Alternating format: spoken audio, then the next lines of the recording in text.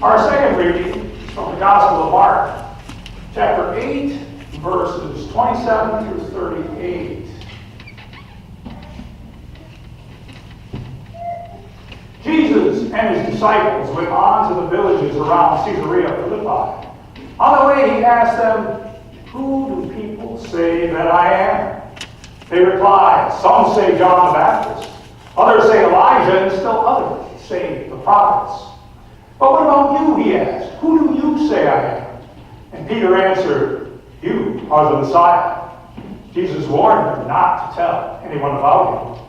He then began to teach them that the Son of Man must suffer many things and be rejected by the elders, the chief priests, and the teachers of the law, and that he must be killed and after 3 days rise again. He spoke plainly about this, and Peter took him aside to rebuke him. But when Jesus turned and looked at his disciples, he rebuked Peter. He said, "Get behind me, Satan. You do not have in mind the concerns of God, but merely human concerns." Then he called the crowd to him along with his disciples and said, "Whoever wants to be my disciple must deny themselves and take up their cross and follow me. For whoever wants to save their life will lose it, but whoever loses their life for me and for the gospel will save it. What good is it for someone to gain the whole world and yet forfeit their soul? Or what can anyone give in exchange for their soul? If anyone is ashamed of me and my words in this adulterous and sinful generation, the Son of Man will be ashamed of them when he comes in his Father's glory with the holy angels." This, my friends, is the word of the Lord. Thanks be to God.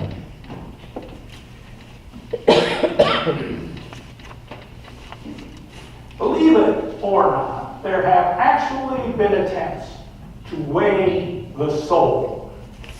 And you may have heard of the 21 grams experiment conducted in 1901 by a gentleman named Duncan McDougall.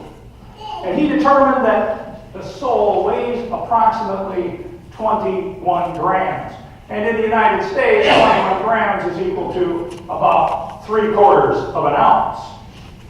There have been many criticisms about whether this experiment was accurate or even moral. But the interesting thing about it is that it conjectures that the soul is an actual physical thing held within the body. Now, my own opinion is that the soul is of the spirit, and it is probably impossible to measure it in any way. Now, I've heard of people having a shriveled soul, but I think this refers more to the capacity to love others. I've heard of radiant souls, heard of loving souls, and we often hear of the soul as signifying a person or a being. For example, an article about the sinking of the Titanic bears the headline, "More than 1,500 souls lost at sea." I think the idea of souls lost at sea gives us a more personal picture of what actually happened on that cold night in the North Atlantic when the Titanic ran against an iceberg. I mean, if you think about it, and you think about it in terms of souls and not just bodies, you realize that there were people on shore who loved them, their family and their friends. And if we're talking about souls, you know that God up in heaven knew what happened and felt it as well. So just what is the soul? You would think it'd be easy to track down a definition, but there's lots of angles on this soul thing. The Oxford Dictionary defines the soul as the spiritual or immaterial part of a human being or animal regarded as immortal. In the Bible, at least in the New Testament, the soul means transcendent self with an element of consciousness. And I got this out of a dictionary, a theological dictionary, so that gives you an idea where that came from. My own conjecture is that it is our essential being inside of ourselves that brings us in touch with God. In fact, when we say we are made in the image of God, this is one of the attributes that God has given us to be more like God. Now, some would say that there is no such thing as a soul, but I do not think that you can reasonably deny the fact that there is some essence inside of us, a consciousness and a conscience, that goes a long way in defining just who and what we are. We Christians have no doubt about its existence. Now, an understanding of what the soul is and an understanding of its value, I think, has a bearing on today's reading. So let's take a look at our reading from the Gospel of Mark. So Jesus and his disciples are traveling towards Caesarea Philippi. And on the way, he questions the disciples, and through the questioning, he realizes that the people are coming to believe that there is something very special about this person, Jesus. They assume that he is John the Baptist returned, or perhaps Elijah, or maybe he's one of the prophets. Yet the truth has become manifest to the disciples themselves. They come to believe that Jesus is the Messiah. But there's only one problem. They have no real concept of what Messiah means. They have this idea that the Messiah, the Christ, and if you listen to those two words, Messiah and Christ, they both are interchangeable in the New Testament. Messiah is the Hebrew word for the anointed one, and Christ is the Greek word for the anointed one. Well, they believe that the Messiah is a new king that will lead the Jewish people to independence from Rome, at the very least. They see the anointed one of God as ultimately bringing on a new age of political and economic power for Judea. They imagine themselves ruling over the Middle East, subjugating other peoples in the region. They are imagining power and glory for themselves. Now, Jesus wants to dispel this notion. So in verse 31, he began to teach them that the Son of Man must suffer many things. And these many things include being rejected by the elders, the chief priests, and the teachers of the law. What is more, he must be killed. Now this comes as a huge shock to the disciples. The picture he is painting is not the one that they want to hear. No wealth, no empire. Yeah, they're not going to be able to lord it over the peoples of a city or peoples of a region. So Peter himself rebukes Jesus. He rebukes Jesus, if you can imagine that. But we know that Peter is the intrepid one among the apostles, right? He's the one who, in the boat, when Jesus walks on water, puts on his cloak and tries to go walk out to Jesus. And what happens? He goes down in the water and Jesus has to help him out. He is the one who follows, later on, follows the guards who take Jesus away right into the courtyard of the palace of the Sanhedrin. And he kind of gets stuck there. And the only way he can get out is to deny that he knows Jesus 3 times. So it's no surprise that he's the one that stands up and speaks for the apostles and boldly chastises the Lord, contradicting Jesus because Jesus is not meeting his expectations. Now, we do not know the words that Jesus uses to rebuke Jesus.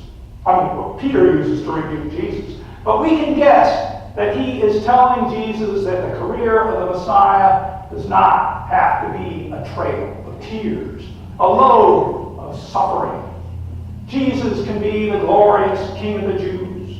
He can live in luxury and power while the disciples, take over cities and regions. Now, as this may be sounding a little bit familiar, you may remember that after Jesus was baptized by John, and that the Spirit led him out into the desert to be tempted by the devil. And one of the great temptations was earthly power and glory. If you remember, the devil takes Jesus to a mountaintop, and he has him look all around him. He says, all of this, the whole world, could be yours. You could rule over all of that. And what was Jesus' response to the devil? He says, away from me, Satan. For it is written, worship the Lord your God and serve him only. Is it any wonder that Jesus says to Peter, get behind me, Satan? Then he follows this up with, you do not have in mind the concerns of God, but merely human concerns. Now this is definitely an echo of that temptation story, isn't it? Peter's not intentionally tempting Christ. However, he is reminding him that this Messiah thing can go down in two different ways. It could go down the way the people seem to want it, with a whole new political paradigm, or it could go down the way God wants it, with a whole new spiritual paradigm. And we know that the easy way out for the Messiah, that human way, is not God's way. Christ knows it must go as God would have it. He realizes that his message is not being delivered to the people if they are believing that this Messiah is one who's going to bring on an earthly kingdom. If his disciples had misconstrued things so badly, then how about the crowds that follow him around? They must be even worse off. Jesus sees that it's time to call them all together and straighten them up. He says to the crowd, whoever wants to be my disciple must deny themselves and take up their cross and follow me. He's making it clear that the road to heaven is not the easy one that everyone is expecting. It does not begin with a glorious rebellion against the Roman Empire and end with world hegemony. He is saying it is not about exalting ourselves, but humbling ourselves. He makes it clear when he says, whoever wants to save their life will lose it. But whoever loses their life for me and for the gospel will save it. So it's all about God's will, not the human will. And then Jesus jumps into what I would call the economy of the soul. He says, what good is it for someone to gain the whole world, yet forfeit their soul? Or what can one give in exchange for their soul? He goes into this because it's important to how we view the Messiah and how we respond to the Messiah. You see, we can either accept that Jesus is the Christ, or we can reject him, placing our allegiance elsewhere. So in this equation, the soul is, in a sense, on the auction block, and we are the sellers or the givers. Each one of our souls is out there, not 21 grams of some ephemeral substance, but our very essence. And there are two bidders. On one side of the auction house is Satan. Some would say that Satan is just a metaphor for the ways of the modern world. But however we might view him, this is a tempter so vile, so bold, that he's attempted to tempt Jesus Christ himself. Not once, but twice, first in the desert, and then second time through Peter. Now this gentleman, or lady, as you might have it, would look in no way like the caricatures of the past. I don't think we would be seeing some reddish-colored human with a tail and a pitchfork and a couple of horns on his or her head. It would not be like the movies. You must picture the devil. If you must picture him, think of him as an efficient business person, a persuasive salesperson who watches your every move and knows just what you want. Now, my wife had a toy store, and I helped her out with it. And during the off-season in the winter, we would go to seminars and stuff like that. And one of the things we went to see was a seminar on body language and selling and what that has to do with selling. And one of the things they would tell you is if someone is stroking their chin and reading the back of something or peering onto a shelf, you leave them alone because they're thinking and they're trying to get more information, and it's usually a positive thing to let them come to their own conclusion. However, if they're scratching their head, you go right up to them and explain exactly what's going on with this product or whatever they're they're looking at. And if they happen to be looking at something and nodding their head, that's when you walk up to them and say, can I take that to the counter for you and bring you up? So if we know that much just about body language, imagine what it is like with Satan being able to be inside our heads. Satan knows just what we're thinking, not just our body language. And he knows what will prompt us to sell ourselves out. And the devil's bank account are unlimited funds.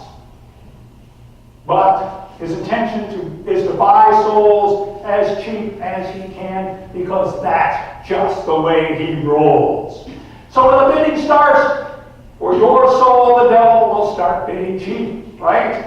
There will be an offer of satisfaction for saying snide things about your neighbor. There will be granting of immediate satisfaction for some guilty pleasure. There will even be a real cash reward for some selfish act or other. The devil is counting on you eventually caving in to these little offers and finally forgetting that there's even another offer on the table. Because there is indeed another bidder. We know who that is, don't we? It is, of course, Jesus Christ. And what is amazing about Christ's bid is it's not some chintzy escalation of sins that play on our weaknesses. No, Christ's bid starts out with everything. Christ has already given all for us. It is a bid so high that everything that is in the devil's bank account cannot equal it. And the devil counts on one thing, that you will take his offer and forget the other offer on the table, because you can take up that other offer, the offer of Jesus Christ, at any time. The devil is counting on you to indulge yourselves in the here and now, hurting yourselves and others as you do so. Meanwhile, the hands and arms of Jesus Christ are open wide. As you may have figured out, no matter how high you sell yourself, you are selling yourself short. You may not be able to see the soul. You may not be able to touch a soul with your finger. You may not be able to weigh the soul. But it is the most precious thing you possess. And to be honest, there are only two ways that you can go with it. You can sell it short, or you can give it to Jesus, who has already paid all. Please bow your heads and pray with me. Dear and precious Lord, you have sacrificed your whole self for us, that we might have everlasting life. We ask that you help us to recognize when the evil one is bidding for our souls, and give us the strength to reject those bids. Help us to see that what you have done for us is what we need to carry us through this life and into the next. You are our all.